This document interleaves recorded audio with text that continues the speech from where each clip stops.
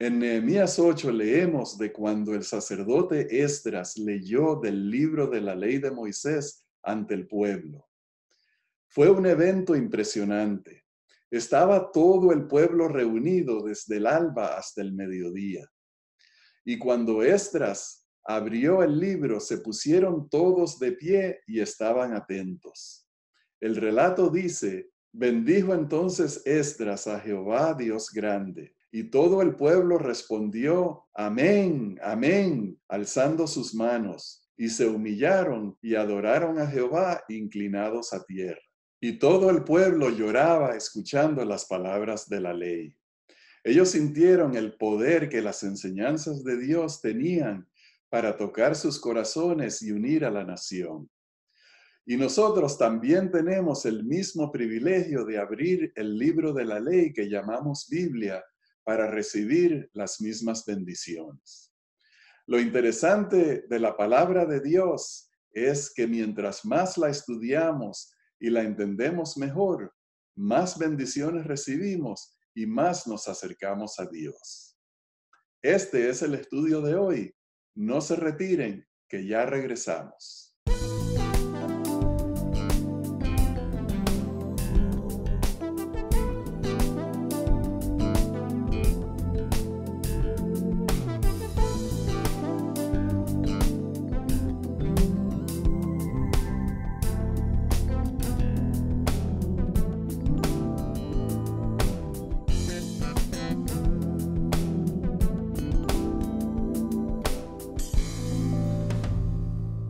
Hola, apreciados hermanos, bienvenidos a Perspectiva Bíblica.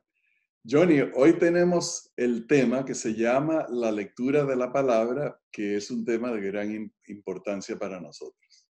Ahí la Aquí tiene. estoy yo emocionado, Rafael, estoy yo emocionado que no me aguanto, porque la palabra para mí es deliciosa. ¡Mua! Esto es lo más sabroso que hay, Amén. porque es lo que más cercano tenemos de la descripción de nuestro Señor Jesús, que es el centro de nuestra vida. Sí. Esto me pone un paso más cerca a mi amado Jesús. Así que debemos orar para comenzar el estudio. Vamos a orar.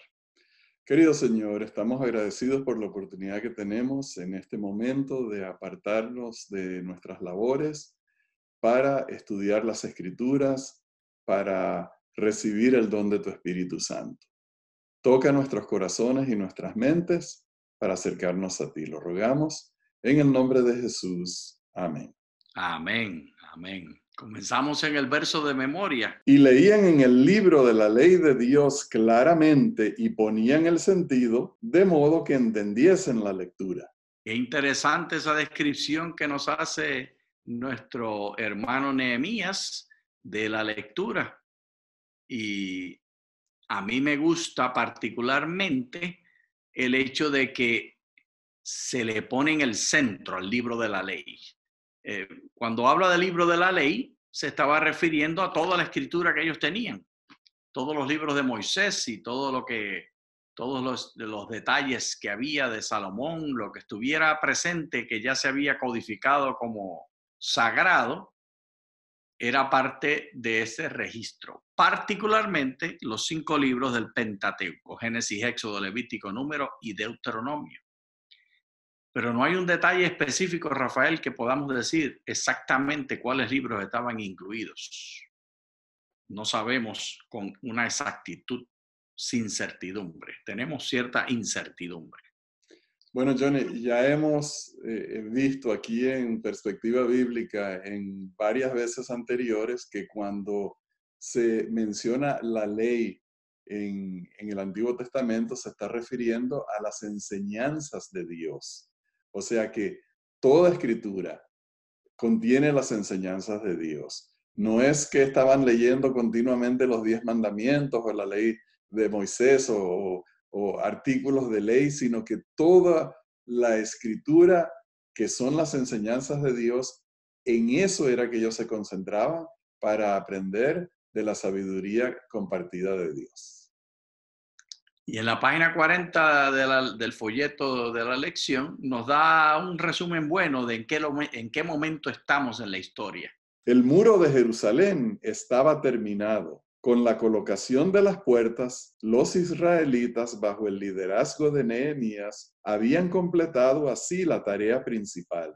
Cuando se terminó el muro, las naciones circundantes estaban asombradas y reconocieron que por nuestro Dios había sido hecha esta obra. Los enemigos se dieron cuenta de que el Dios de Israel era real. Porque a pesar de la increíble oposición y el odio que sufrieron los israelitas, aún así habían completado la obra que se habían propuesto. Después de completar el muro, Nehemías nombró a un gobernador de Jerusalén, su hermano Hanani, y a un líder de la fortaleza de Jerusalén, Ananías. Ambos hombres fueron elegidos sobre la base de su integridad, confiabilidad y reverencia hacia Dios, Nehemías 7:2, no por su genealogía. ¿Qué te parece, Rafael? Y bueno, Johnny, eso es justicia, porque el ser humano es el que ha inventado el favoritismo, el desprecio, las clases sociales basadas sobre razas, sobre situación socioeconómica, sobre poder o falta de poder. Y eso es una perversión de lo que Dios quiere para nosotros. Todos, en realidad, bajo los ojos de Dios, todos somos iguales. Las pequeñas diferencias que hay entre nosotros no significan nada porque todos somos redimidos de Dios y todos somos hijos amados de Dios. Y eso es lo que nos da valor a nosotros, no las cosas de este mundo. Pero hay un principio bíblico de ética que está un poquito en tensión con eso que acabas de decir y con lo que dice el autor de la lección también. Y hemos de tomarlo en consideración. Leamos ese principio. Manda también estas cosas para que sean irreprensibles, porque si alguno no provee para los suyos y especialmente para los de su casa, ha negado la fe y es peor que un incrédulo. Este principio que Pablo le receta y le da una admonición a Timoteo, no se lo está inventando Pablo en este momento, es un principio que era parte de la cultura de Israel y es natural que nombrara el hermanito Nehemías, que nombrara a su hermanito y que por la confianza que tenía, podía entonces haber una continuidad en la institución. Hay una tensión allí entre la idea occidental del autor de la lección de escuela sabática, que quiere hacer pensar que somos individuos aislados y todos iguales, mientras que la posición bíblica es que somos comunidad. Y los que son miembros de nuestra comunidad y de los círculos son más nosotros que los otros. Todos somos nosotros, todos somos un solo. No existe el yo, existen nosotros. Pero los nosotros que están más cerca, hay una responsabilidad mayor que es para nuestros hijos y nuestra familia inmediata. O dime tú, Rafael, ¿tú le dabas los mismos regalos a los hijos del vecino tuyo cuando estaban creciendo tus hijos en tu casa que lo que le dabas a tus hijos? ¿Los llevabas a las vacaciones cuando iban de vacaciones? ¿Le dabas los mismos tratos que le dabas a tus hijos? Yo no lo hacía. No, bueno, obviamente que no, Johnny. Y tú tienes razón, la interpretación del sentido comunitario. Sin embargo, no debemos llevar eso hasta el momento de pervertirlo, donde excluimos, donde rechazamos, donde marginamos a personas porque no son de nuestro grupo. O sea que tiene que haber un balance. Es cierto, la Biblia nos dice que debemos de ocuparnos de los que son nuestros, pero eso no nos da licencia para perjudicar o rechazar o marginar a personas que no son de nuestro grupo. Hay dos maneras de solucionar ese problema que tan justamente tú has nombrado, Rafael. Una manera es decir que vamos a tratar por igual a los que no son miembros de nuestro grupo como a los que son miembros de nuestro grupo. La segunda manera que yo sugiero es que hagamos a los que no son miembros, que busquemos razones y excusas para hacerlo miembros, que cuando vienen personas por primera vez a la iglesia, por ejemplo, no le digamos, ¿y cuántos visitantes están aquí? Y usted lleva 6 meses visitándonos, usted es un buen visitante. No, Desde el primer día que llegan, busquemos razón para decirle que ellos son familia, que ellos son de nosotros. ¿Y no es así acaso lo que hacemos los hispanos? Que yo sé que tú lo has hecho, Rafael. Yo soy testigo de cuántas personas han vivido en tu casa y tú has hecho hijos tuyos y les has dado del mismo plato y del mismo caldero. Entonces la solución no es tratar por igual a los que no son familia que a los que son familia. La solución es hacer familia a cuantos más se pueda todo el tiempo, que esa sea la tendencia natural. ¿Qué te parece? Bueno, Johnny, y hay una base bíblica para eso, porque si nosotros miramos a las personas a través de los ojos de Dios, nosotros tenemos que reconocer que todos somos de Dios. Y por lo tanto, desde un punto de vista particular, todos somos iguales. Todos somos Amén. pecadores que necesitamos la gracia redentora de Dios. Y si nosotros la hemos recibido y otros, porque han sido víctimas del pecado y no han tenido las oportunidades que hemos tenido nosotros, eso no es razón para excluirnos, sino más bien razón para atraerlos, porque a ellos también Dios quiere salvar. Por ellos también Cristo dio su vida. Amén, amén. Ahora vamos a pasar a la concentración con respecto a la manera de estudiar la ley que hablamos, que es el estudio de la lección de esta semana. Y traigo a colación el hecho de que Clara y yo hemos ido una sola vez a los Emiratos Árabes en la península de Arabia Saudí. Y Arabia Saudita no es el único país que está allí, también hay Emiratos que son más pequeñitos, que están en la costa del Mar Rojo. Y fuimos a uno que se llama Kuwait y había grandes pancartas anunciando por toda la ciudad que había una competencia para todos los jóvenes y adultos que habían memorizado el Corán para hacer prueba de quién ganaba la mejor memoria del Corán. Me hubiese gustado ir a esa competencia, aunque no iba a entender una sola palabra, pero sucedía en otro tiempo, no durante mi visita. Pero me parece que algo parecido a eso es lo que vamos a leer con respecto a lo que sucedía, de acuerdo a Nehemías 7:73 hasta el 8, versículo 8. Llegado el mes séptimo, los hijos de Israel estaban ya establecidos en sus ciudades. Calendario religioso, mes 7, calendario civil, mes 1, llamado Tishrei. Tenía 30 días, equivalente hoy a septiembre-octubre, que es el tiempo de cosecha en el hemisferio norte.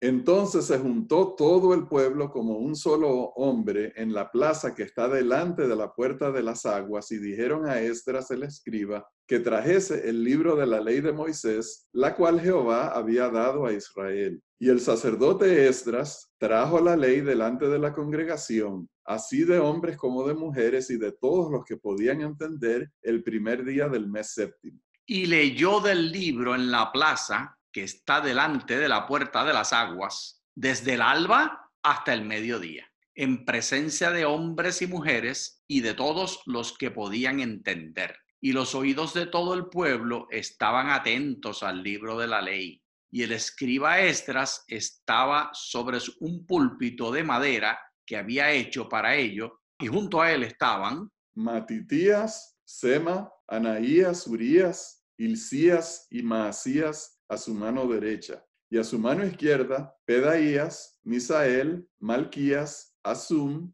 Asbadaná, Zacarías y Mesulam. Abrió pues Esdras el libro a ojos de todo el pueblo, porque estaba más alto que todo el pueblo. Y cuando lo abrió, todo el pueblo se puso en pie. Bendijo entonces Esdras a Jehová, Dios grande. Y todo el pueblo respondió, amén, amén, alzando sus manos, y se humillaron y adoraron a Jehová inclinados a tierra. Y los levitas, Jesúa, Baní, Serebías, Jamín, Acub, Sabetai, Odías, Maasías, Kelita, Azarías, Josabat, Anán y Pelaías hacían entender al pueblo la ley, y el pueblo estaba atento en su lugar. Y leían en el libro de la ley de Moisés, de Dios claramente, y ponían el sentido de modo que entendiesen la lectura. Johnny, aquí se describe una escena maravillosa porque no podemos entender este evento como que si fuera un evento de hoy en día.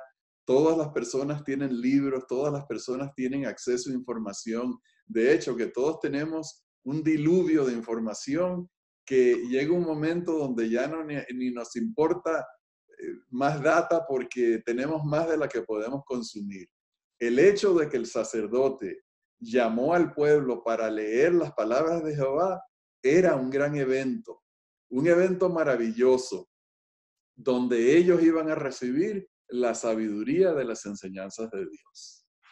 A mí me parece, Rafael, que a pesar de nosotros tener tantos teléfonos, tantas computadoras, tantas tabletas, debemos hacer algo así en la iglesia. Nosotros deberíamos hacer oportunidades cuando leemos libros enteros. En Fuller Theological Seminary, donde trabajo, tenemos un desafío este año que vamos a leer en el internet la Biblia entera de manera corrida. Y es un propósito que nos hemos hecho para enfatizar en estos días donde hay tanta prejuicio, tanto racismo que ha salido al flote, que la palabra de Dios es la solución, que aquí encontramos la receta, que esta es la palabra que trata a todos por igual y a todos hace hijos e hijas de Dios. Amén. A mí me encanta esta ceremonia que hizo nuestro hermano Nehemías y nuestro hermano Esdras. Y tenemos por lo menos 4 puntos para comenzar el diálogo de qué fue lo que pasó allí. Leamos esos 4 puntos para comentarlos. El pueblo estaba atento en su lugar y leían en el libro de la ley de Dios claramente y ponían el sentido de modo que entendiesen la lectura. Rafael, estos verbos que usa aquí, todos son activos. Esta lectura no era un asunto pasivo. Todos tenían su corazón puesto y esto lo que quiere decir es que estaban discutiendo, Rafael. No era simplemente una lectura como el papagayo, porque nos explica que había allí unos levitas que estaban explicando la escritura. Así que se leía una porción y había discusiones por grupos. No sabemos si había reportes también, pero por lo menos estaban divididos por estos grupos, 4 de un lado y 4 del otro. Y no era que estaban todos hablando al mismo tiempo, era que estaban hablando divididos. Había 8 grupos presentes en esa plaza y estaban cada cual discutiendo individualmente después que se leía una porción. ¿Lo ves tú así o cómo tú lo visualizas? Bueno, Johnny, sí lo veo así y es el evento de tanta importancia porque si nos acordamos que no existían libros, ese invento del libro pequeño que tiene muchas páginas, todo eso es del siglo XVI. Cuando esta gente leyó, eran rollos y nadie tenía eso sino solamente los sacerdotes y por lo tanto era un evento de prestar atención, había hambre por oír esas palabras y captar esos conocimientos y por lo tanto esas personas cuando escuchaban esas cosas se las memorizaban y para poder repetir eso y tener el conocimiento en sus mentes. Hoy en día más bien nosotros cargamos el conocimiento en los teléfonos. Debemos de tenerlo en la mente y en el corazón. Amén, amén. Y esto nos recuerda, y gracias por traer a colación el día de hoy, cómo se enseña la Biblia hoy.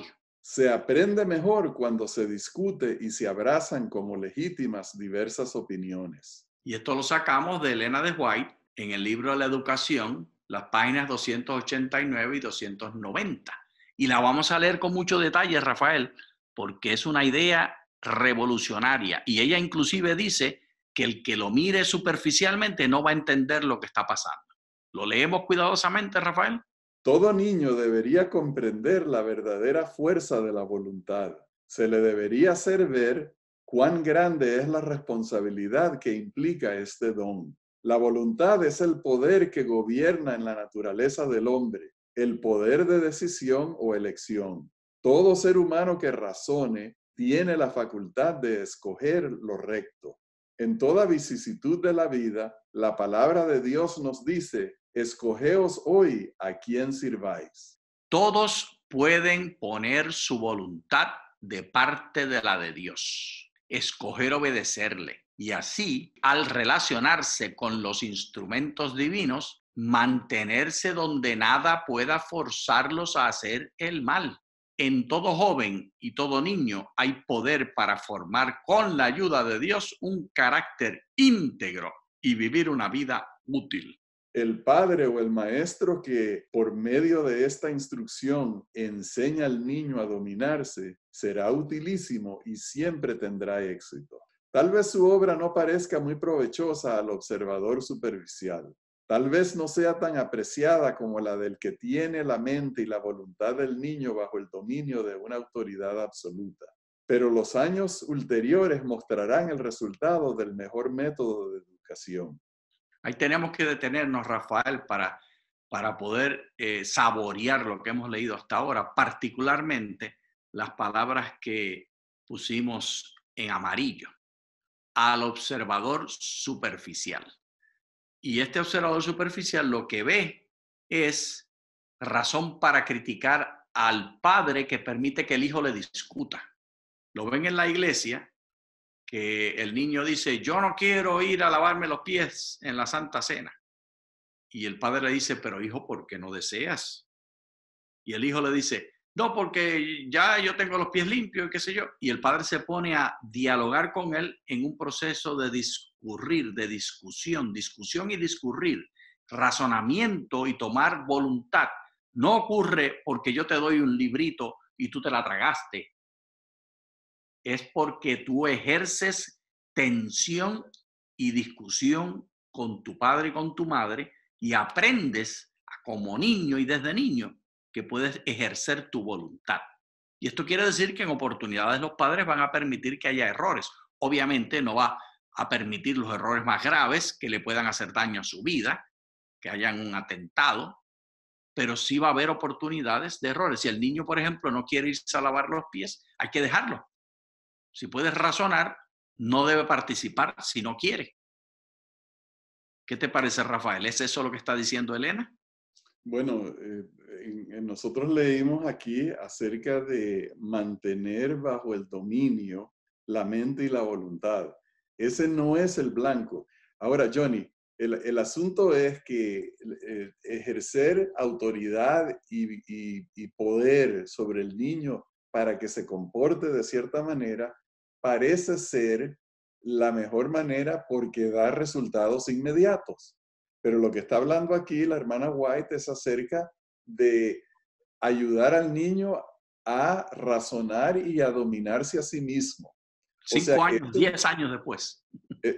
sí, se ven los frutos a la larga, ¿no? Pero entonces es la diferencia entre la obediencia en contra de la voluntad versus, en contraste, con la obediencia por convencimiento propio. Y obviamente esta segunda es la deseada. Seguimos entonces leyendo. El educador sabio, al tratar con sus alumnos, procurará estimular la confianza y fortalecer el sentido del honor. La confianza que se tienen los jóvenes y niños los beneficia. Muchos, hasta entre los pequeños, tienen un elevado concepto del honor. Todos desean ser tratados con confianza y respeto y tienen derecho a ello. No debería hacérseles sentir que no pueden salir o entrar sin que se los vigile. La sospecha desmoraliza y produce los mismos males que trata de impedir. En vez de vigilar continuamente como si se sospecharan el mal, los maestros que están en contacto con sus alumnos se darán cuenta de las actividades de una mente inquieta y pondrán en juego influencias que contrarresten el mal. Hágase sentir a los jóvenes que se les tiene confianza y pocos serán los que no traten de mostrarse dignos de ella. En otras palabras, Rafael de audiencia, si tú deseas que tus hijos y los miembros jóvenes de tu iglesia aprendan a obedecer a Dios por sí mismos y no porque tú les estás dando instrucciones, va a haber momentos en que tienes que confiar sin estarlos vigilando y algunos pocos, y tal vez podríamos decir, entre todos, tal vez todos, en algún momento te harán quedar mal.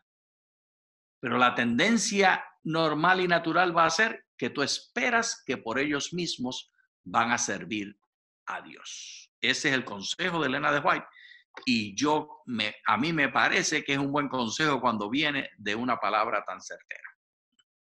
Y Johnny, es que se basa en el sentido de honor, en el sentido de logros personales. Y esa confianza es un estímulo para honrar y para declarar, soy digno de esa confianza. Y por lo tanto, produce el fortalecimiento de las buenas decisiones y de la conducta moral. Vamos entonces a examinar el contraste de cómo se enseñaba en el tiempo de Israel con lo que se hace hoy. ¿Cómo se enseña la Biblia hoy? Se aprende mejor cuando se discute y se abrazan como legítimas diversas opiniones. Y eso lo tenemos registrado en lo que dice la Elena de White que acabamos de leer y también en lo que dice Nehemías que sucedía.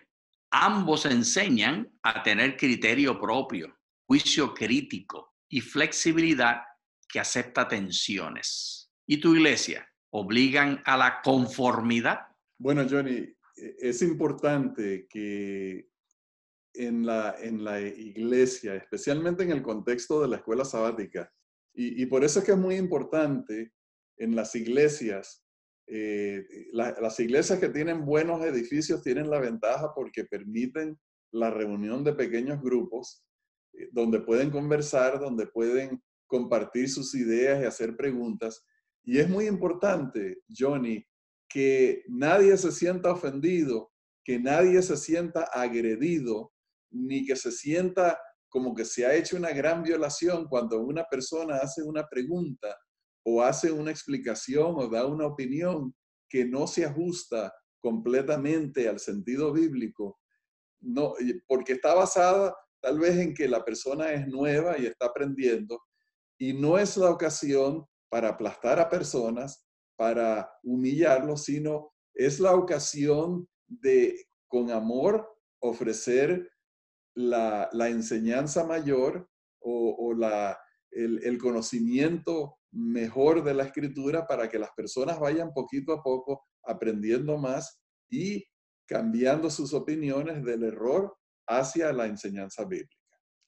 Y aún dentro de la enseñanza bíblica, la Iglesia Adventista del Séptimo Día no tiene un papa que diga cuál es la interpretación final. Elena de White no era papa de la Iglesia Adventista. No tenemos palabra final. De hecho, la creencia adventista es que la Biblia entera es nuestro credo. Y en la Biblia hay mucho tira y jala de opiniones diversas que están en tensión. Y así debe ser la oportunidad de creer dentro de la iglesia local. Si en la iglesia adventista cuando se fundó había un Urias Smith que no creía que Jesús era Dios y era aceptado como editor de la publicación más importante que había en ese tiempo y de la casa editora única que tenía la iglesia en ese tiempo, él era el editor. Si eso era aceptable para ellos, para nosotros en la iglesia local hoy puede haber una persona que interpreta los cuernos de Daniel de una manera y otro que interpreta los dedos de la estatua de otra. Y eso está dentro de la libertad.